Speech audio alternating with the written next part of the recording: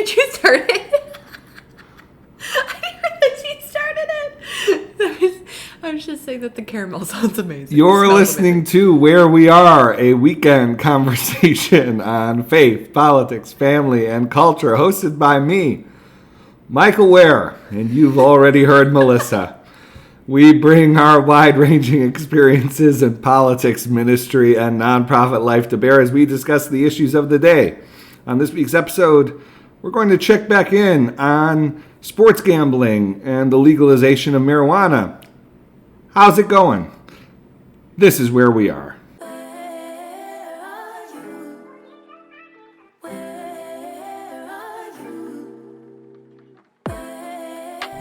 This is Where We Are. We are the Wares. I'm Michael. I'm Melissa. Melissa. Your tea smells really good, okay? Thank you. Thank you. It's delicious. It's a caramel tea. I like it a great deal. You have a rose and violet. It tastes like I'm drinking perfume and I'm but in bliss. a good way. I'm in bliss. It's very good. My favorite sense. Just legal disclosure here. Please do not drink your perfumes, people. It won't work out well for you. It is good to be with you. We want to check in, as we said in the opening, in our year-end episode. We suggested sports gambling was going to be a big issue this year, and it is. But before we get to that, Melissa, I thought we'd check in on the campaign trail. I want to play a clip from you. I want to play a clip for you from an event that took place on Saturday. This is former President Donald Trump appealing to the Libertarian Party for its nomination and for its support. Let's hear how he was received. That's nice. Only if you want to win. Only if you want to win. Maybe you don't want to win. Maybe you don't want to win. Thank you, D-Roy. Thank you. No, only do that if you want to win. If you want to lose, don't do that. Keep getting your 3% every 4 years. The reasons for doing so. That's nice. Let's play one more clip. So I'm asking for the liberation. Well, think of it. I'm asking for the Libertarian Party's endorsement, or at least lots of your votes, lots and lots of Libertarian votes, based on my 4-year very outstanding presidential record. Much of my record is Libertarian. Well, there you are, Melissa. Former President Trump reaching outside of his base, trying to pull in third-party voters, and that the booing, and then him talking over the booing, saying "only if you want to win," is iconic. This clip just showed up on my feed this evening as we're recording, and just had to share it with you and with our listeners. I have no other comment other than everything that he said was extremely on brand for him. So there you go. Extremely on brand. And also, you mentioned I've definitely had conversations with our toddler. Only if you want to win. Yeah, only if you want to win. The sort of like psychological warfare. She's crying about getting in the car. And I'm like, look, babe, I'm just trying to take you out for ice cream here. Only if you want to win. Only if you want to win, get in the car. I think that's all the 2024 talk this episode. We had the episode, I think, 3 weeks ago on Biden's, the focus on Biden's campaign. We'll continue to check in on the presidential race, but wanted to do something a bit more topical in this for this week's episode, and it was prompted. I don't know how long this has been the case on the ESPN app. It is the primary app I use to check scores and of games, and they allow you to like tag your teams, and then it personalizes your news. So like very quickly I can just open up the app, see not just see the news related to all of the teams that I watch. So I don't need to go to a bunch of different pages. And it's a great app. A lot is at your fingertips. Well, noticed when I was logging on this week that something else was right at my fingertips when I opened up the app, and that was the ability to directly place a bet on a game that was on any game I wanted, really, that was taking place that day. All you do is you just check the scores, the schedule for the day, and the ESPN app now has, and again, I don't know how recently this was implemented, but it has the lines, and all you have to do is hit the line, and you will be taken to ESPN's betting app, and you could place a bet. And so sports gambling is just becoming, over 5-6 years, ubiquitous.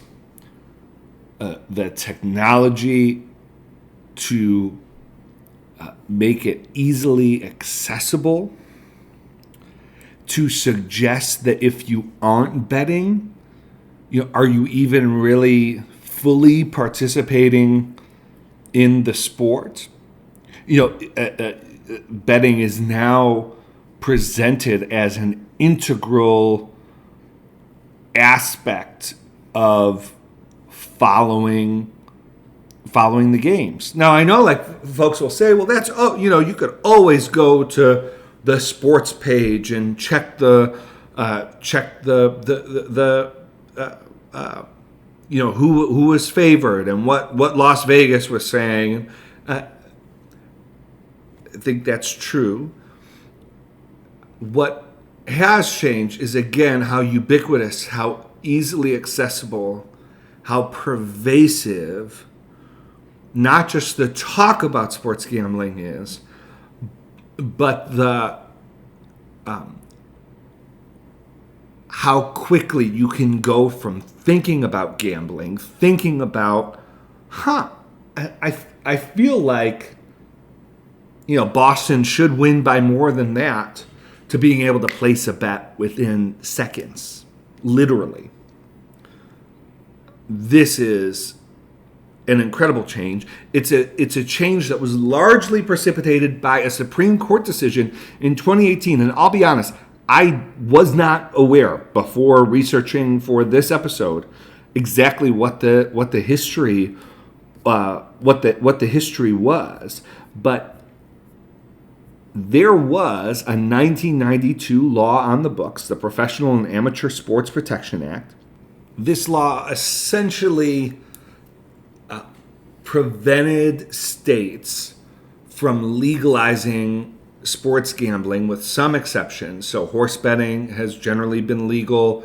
Las Vegas has been able to, Nevada, there was an exception for sports betting in Nevada, exceptions for in casino bets. But this law prevented states from legalizing sports gambling broadly. That law held until 2018. New Jersey had been pushing for years to legalize sports gambling, and it lobbied against this federal law. And in 2018, they won. The Supreme Court reversed a lower court decision and overturned, declared unconstitutional the Professional and Amateur Sports Protection Act. They did this knowing explicitly stating that this would allow states to legalize gambling, and they reference the social costs and the arguments around social costs inherent, but in a 6-3 decision, they essentially said the legislature should take this up if they want to, but a federal law ordering state legislatures, dictating the state legislatures can't do something is unconstitutional. And it took almost no time for the massive behemoth, for states and moneyed interests to take advantage of the opportunity. So we saw almost immediately a number of states move forward. There were predictions that 38 states were likely to legalize gambling. We've seen explosion of gambling apps. We've seen, like we discussed to open up this topic, the way that it's pervaded sports coverage and the act of watching sports. Melissa, so that's sort of setting the scene. I want to talk a bit about sort of what has happened since 2018, what we're learning, and frankly, just like what we can, in my view, like what we can expect. But I'll stop there. I wonder what you might be thinking. Yeah, I will not lie to you. It wasn't until when we shot our end of 2023 episode, it's episode 92, where you brought up sports gambling becoming a real hot button up and coming issue. It was kind of percolating at the surface over the previous couple of years, and I had not actually downloaded in my brain how pervasive it had become on TV in commercials in between, like, because you and I were Buffalo Bills fans, and so that is the one professional team that I watch the entire season every single week. So I see the commercials. It was usually FanDuel, and in my head, I had kind of categorized FanDuel the same way that I categorize drug commercials, as just almost immediately like ubiquitous with American commercials and American television. The problem here, and what you sort of identified in December, is how much more integrated into everyday life that this would become. That it wouldn't just be because if you tuned into the TV to watch your specific team's game, and then you'd see a FanDuel type commercial. It's now being paired with another sort of addictive channel that we have other studies on that we've talked a lot on this podcast, which is smartphones, which is apps. There was an article in The Atlantic that came out in March about the new Apple Sports app, and it's called the Apple Sports app, essentially a gambling app, and I downloaded it myself today, just a couple months after its launch, just to see have they changed it at all. And basically, you find your leagues, you find your teams, and the very first thing in the summary of your team's game that day, at the very top, you see the score and you see betting odds. You have to scroll down for even further things on the league, but it essentially tells you just scores and betting odds. It's all in this Atlantic article. Basically, sort of complained that this is a gambling app because most other sports apps have news and analysis and those sorts of things, but this app doesn't.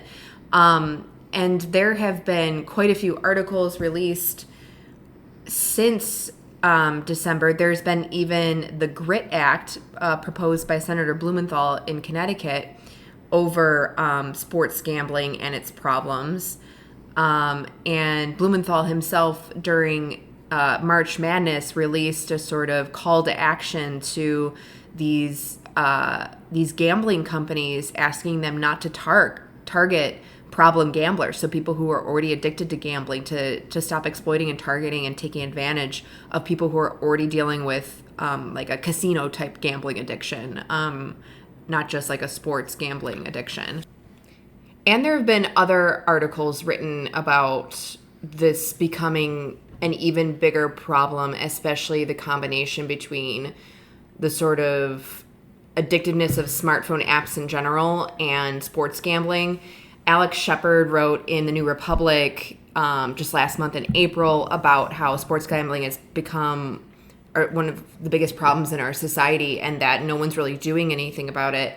And in the beginning of the article, he reminded me of a scandal from March that at least $4.5 million was sent to an illegal bookmaker from the bank account of LA Dodgers Ohtani, like one of the best, most popular baseball players. Yes. And so Ohtani's interpreter and longtime friend took responsibility for those bets, and he was fired. But even with like the sports players themselves were having issues. There was another article published by NBC News about how gambling addiction hotlines say that calls are going way up since this sports gambling boom. I mean, the Mayo Clinic has, released sort of guidelines on, when it's fun and when it's actually an addiction. So you've got like these healthcare, these important like healthcare organizations, putting out guidelines, other sorts of like PSAs on this being a real pervasive thing. Yeah, Melissa, this is what frustrates me, right? So you just read these articles and, the problems that are identified now that it's been broadly legalized, and it's a very similar, this is what you read in so many of these stories about marijuana legalization, is like the problem that gets identified is, that not enough gamblers know the hotline exists, resources are not ubiquitous enough to offset like it ever would offset how ubiquitous the opportunities to gamble are. There's this incredible story from 2022 in the New York Times reported by Kurt Streeter. The headline is "The Rising Human Cost of Sports Betting," and I just want to read from the opening sort of vignette here. We're heading. This is Kurt Streeter's reporting. We're heading toward the Super Bowl, a time of joy and anticipation for most sports fans, but not for all. Certainly not for Stephen Delaney. He has no plans to watch the big game. Watching sports of any kind could suck him back in. I stay away from it all, Delaney, 37, a truck driver from Ballston Spa, New York, said last week. I don't talk about sports. I don't read about sports. I don't want to know about the teams in the Super Bowl. It's a risk that I am not ready to take. I can lose everything, he added. Delaney battles addiction, his compulsion, which nearly ruined his life, betting on sports.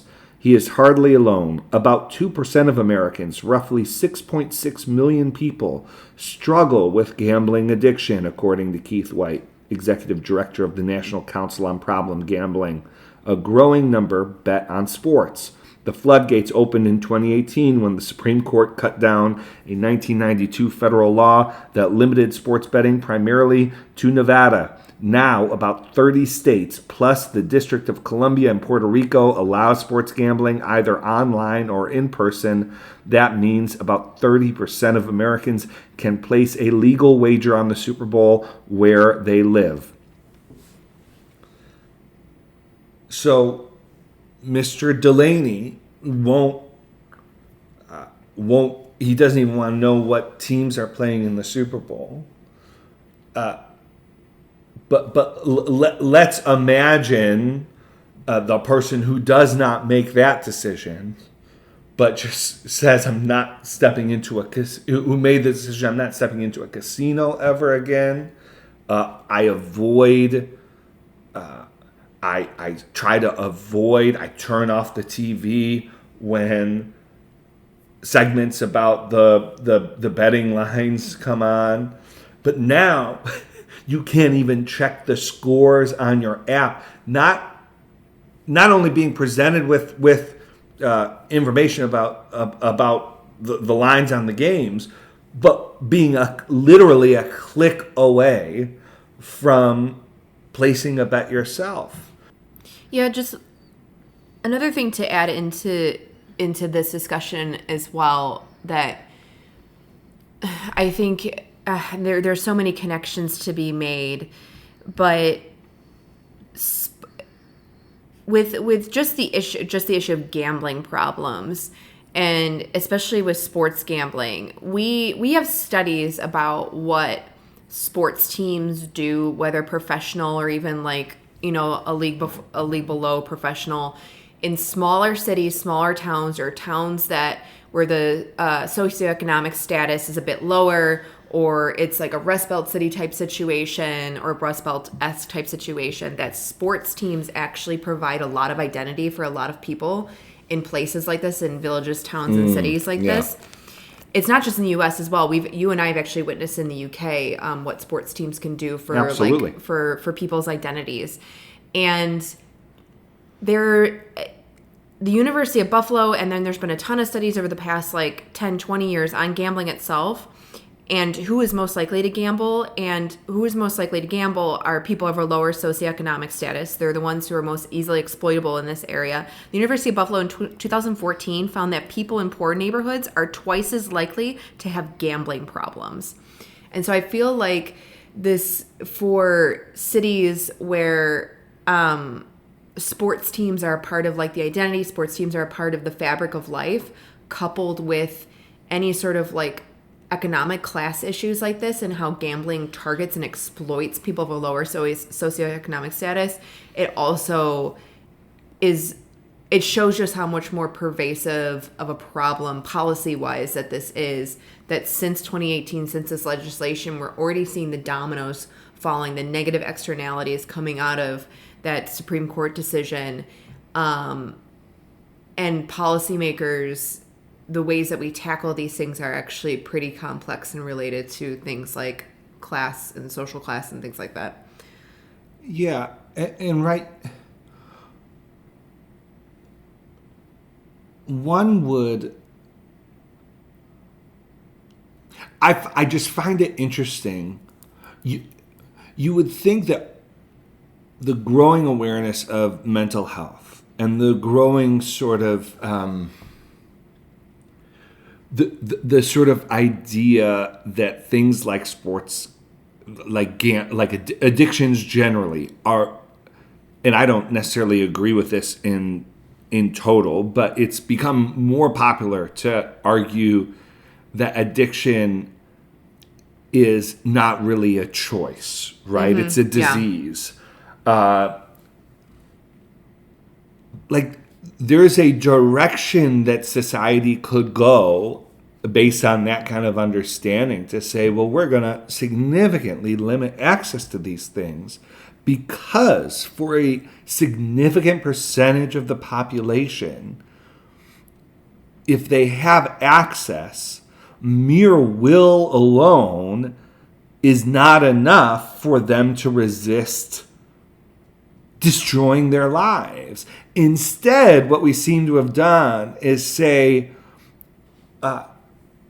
in the case of marijuana, well, we shouldn't criminalize it because it's a disease, but we're going to make it ubiquitous. And then, like, the kind of understanding is, we're not going to penalize you for it, but if you destroy your life because it's everywhere and you can't walk down a street without smelling marijuana, or you can't open up your phone and not see the ability to place a bet within seconds, if you can't control yourself, we're just like not responsible really for that. So it's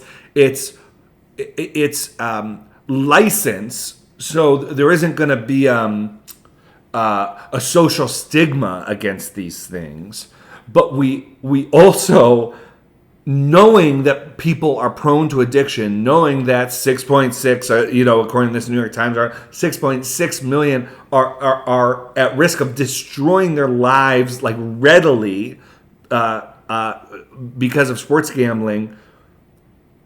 We don't take any responsibility as a society for saying, well, maybe this isn't how we should try and grow tax revenue. Maybe this isn't. Yes, there are a lot of recreational gamblers. Maybe my maybe my freedom to casually place bets as easily as possible isn't worth making it more likely that a significant percentage of the population will bet away their livelihoods and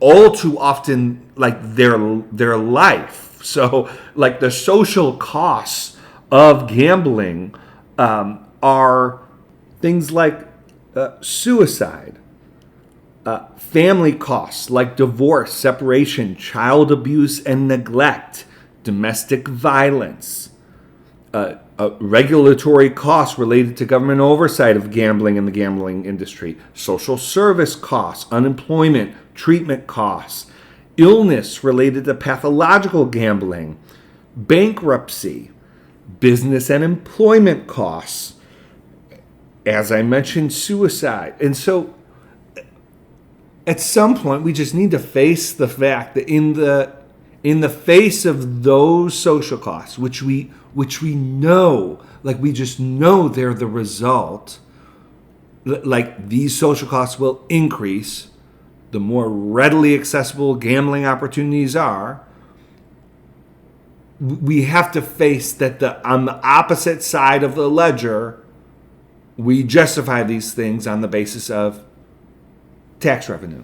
We justify these things on the basis of business opportunities. We justify these things on the basis of, we'll make sure that the economic opportunities provided by those who manage, gambling services are, fairly distributed. We don't have to go in this direction.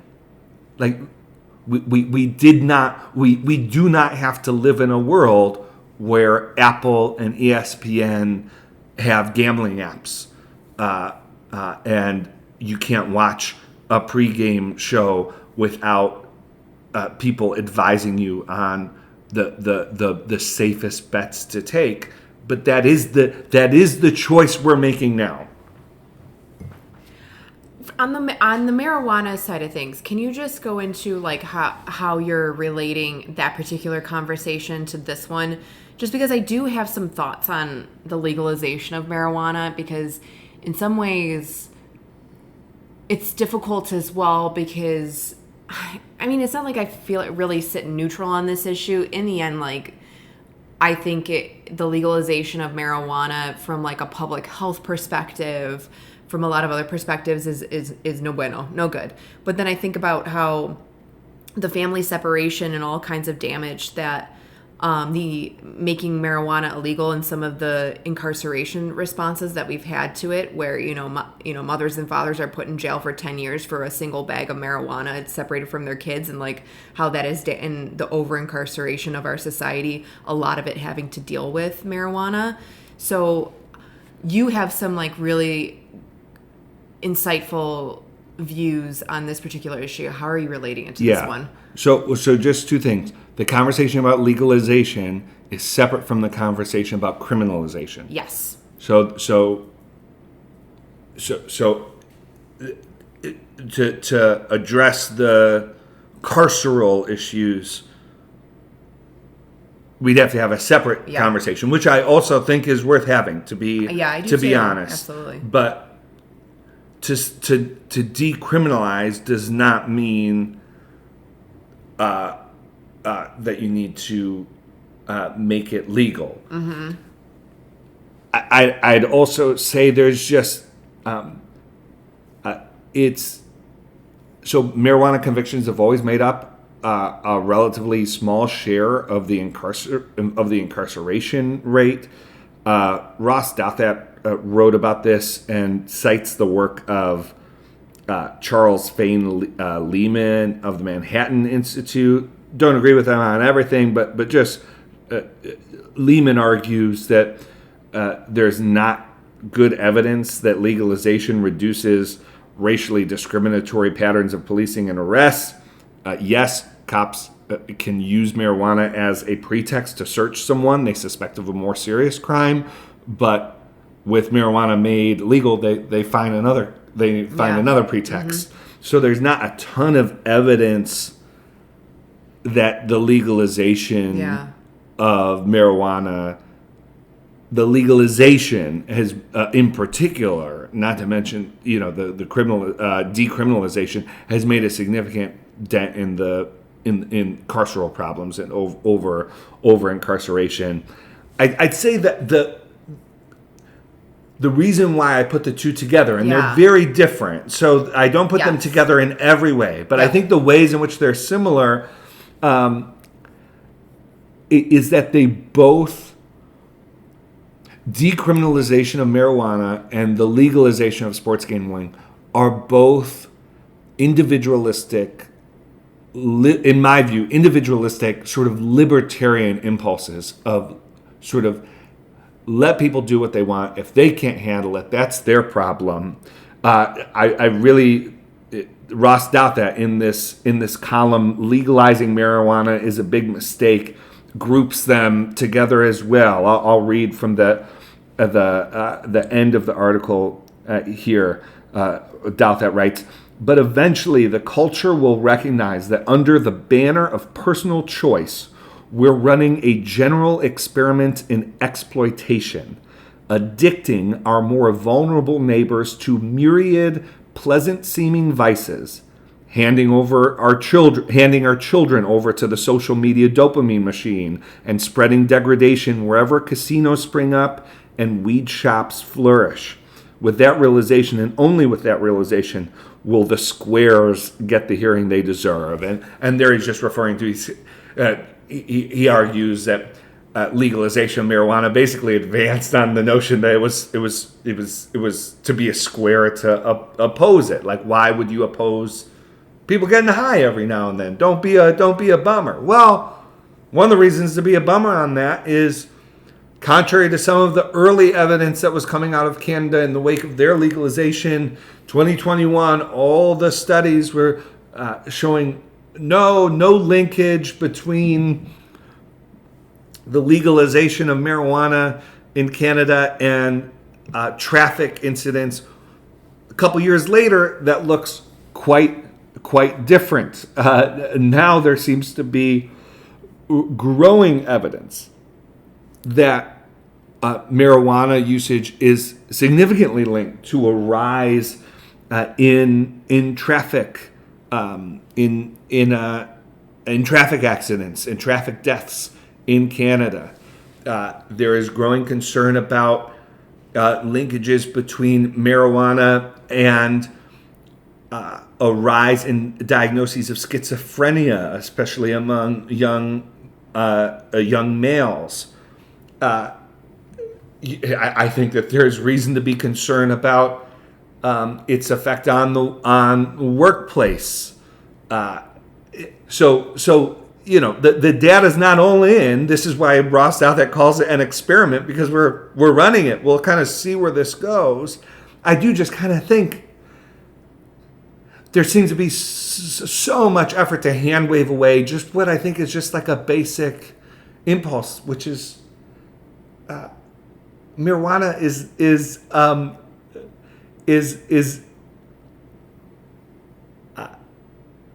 not a positive good in general. Yes, there are people with medical diagnoses, and medical use of marijuana has long been sort of separated out from legalization of it. But I do think people are really straining to sort of suggest that being pro-legalization is sort of a cause for justice, when I'm afraid that what we'll see is, like so many other things that fall in this general sort of category, that actually this is the kind of advancement that will people of high income and socioeconomic status will do what they've often done, which is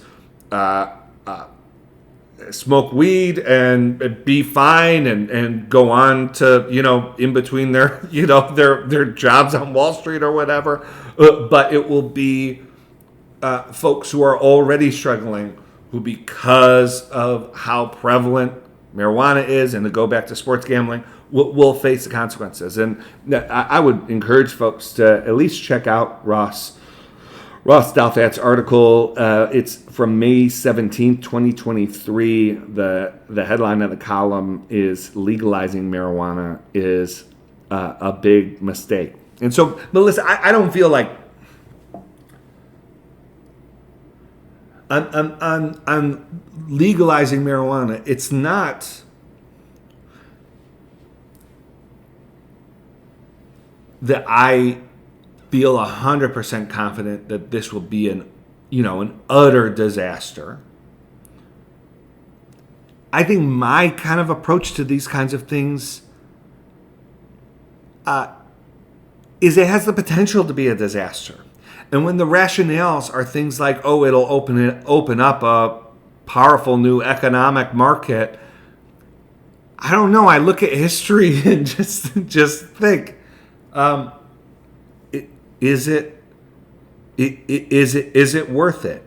And do we have a capacity as a society to roll back decisions with significant social costs once the money is pouring in? And I think 99 times out of 100 we don't. I think we find ways to rationalize it. I think we find ways to start new hotline programs and act like we're doing people a favor when actually it was our policies that poured this stuff into people's lives in ways that it wasn't before.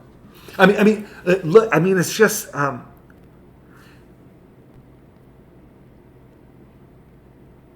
I know for some people, whether something is legal or not doesn't determine whether they do it. But there are many people for whom the fact that marijuana was illegal meant that they were not going to try it. Yes.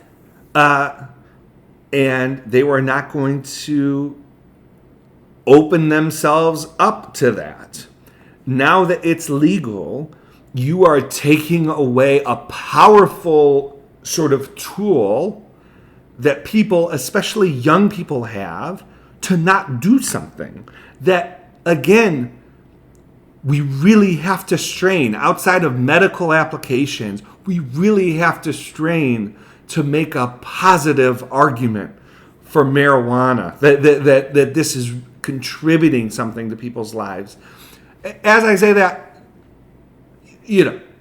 I can hear people saying now, well, there are a lot of things that people, you can make an argument that soda pop doesn't contribute.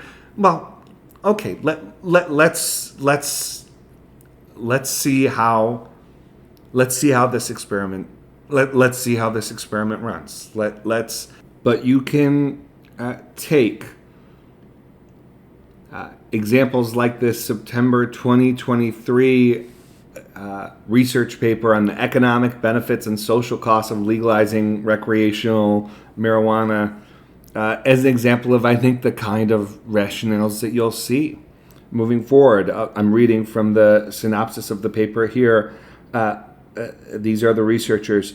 We find moderate economic gains accompanied by some social costs. Post-legalization, average state income grew by 3%, house prices by 6%, and population by 2%. However, substance use disorders, chronic homelessness, and arrests increased by 17%, 35%, and 13%, respectively. Although some of our estimates are noisy, our findings suggest that the economic benefits of legalization are broadly distributed, while the social costs may be more concentrated among individuals who use marijuana heavily. Well, yeah, of course, that is how these things go, and it's how they're rationalized, and so all the data isn't in. But again, Melissa, I just say. My sort of, you better be sure on the front end of an experiment like this that it's not a jump ball as to what the costs are going to be. Yeah, you read they did a little dirty thing here by putting the chronic homelessness increase. 35% increase. They sandwiched it in between the two lower numbers so that you wouldn't pay attention to it. 35% increase in chronic homelessness. Since marijuana was... Now, right, they say the numbers are noisy. Well, Yeah, of course but they the numbers are. are always noisy. Yeah. Especially on social issues. Yeah. I mean, social science is always noisy. Yeah, and I mean, we're going to have a lot of listeners who, especially on the marijuana thing, are going to be listening to this and either have, stand completely on the other side Sure. or, maybe felt more neutral towards this. But, hopefully you'll give these arguments a hearing.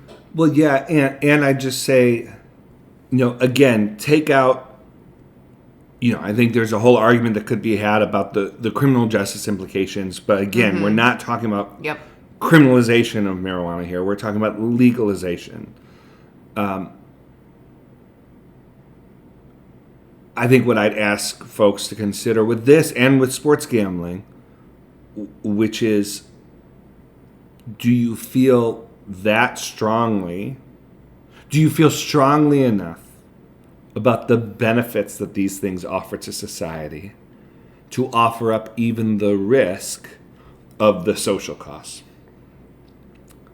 Do you feel that confident in the benefits and that confident that the social costs will be limited enough to justify the economic benefits or whatever other benefits you think are associated?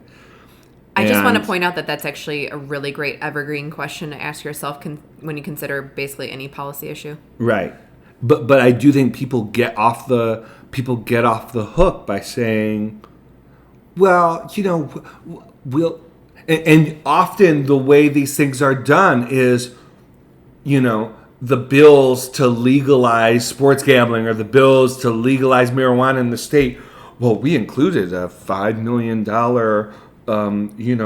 pot of funds to address those who are struggling with addiction. And so, we're mitigating the social costs. So and the implication is, like, we can take care of the social... I mean, it's a total, technocratic thing to do, which is we can get all of the good from... all of the benefit from doing this thing, and we could set up the right system to take care of the negative consequences. Well, ask Senator Blumenthal how that's looking in Connecticut when it comes to gambling. I mean, he's saying very clearly, not well. He is complaining and trying now, after the decision was made, to address the fact that, yes, because you've now turned it into a broad capitalistic enterprise, businesses that are for profit are going to pursue their most committed customers to get their most committed customers to spend even more money with them, like any other enterprise. And we just need to ask, is there anything morally different between a bike company that knows that you bought a bike and so is selling you a helmet, and a company that does gambling knowing that you've placed some bets and sending additional targeted communication your way to place bets on the game next week? And if we want to regulate those things, if we want to think about those things in the same way, it's all commercial enterprise. Both parties are consenting to the economic exchange, and so it's all good. If that's the approach we want to take, well, I was going to say okay, but I'm not okay with it. But you have to be okay with that. If not, then we ideally need to think more wisely about these things on the front end. And if we don't do that, here's what I'd say. This might be.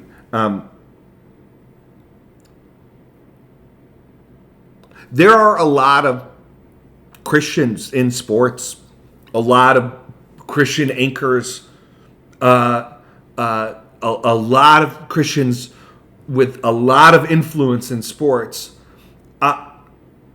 I wonder what would happen. I have to imagine that there are athletes who, either in their own life or in the experience of their family, had folks who struggled with gambling.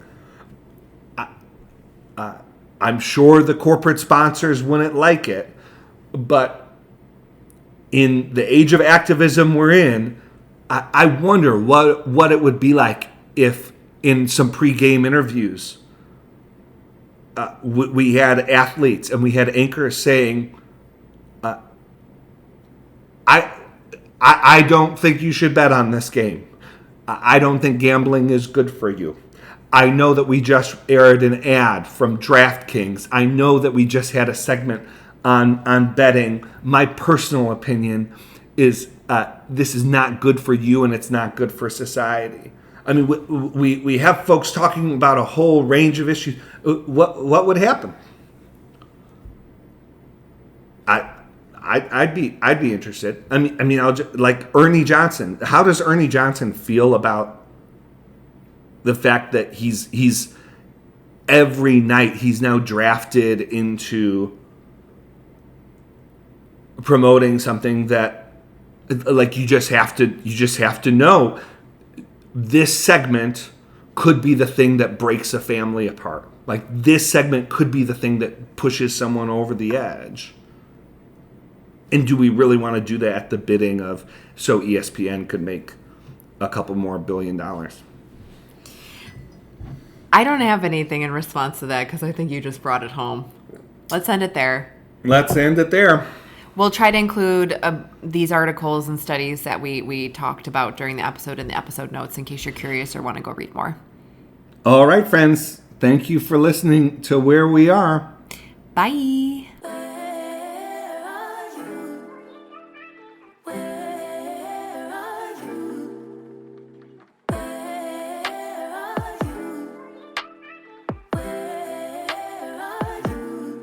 It's the end of the weekend, but I still wanna turn up.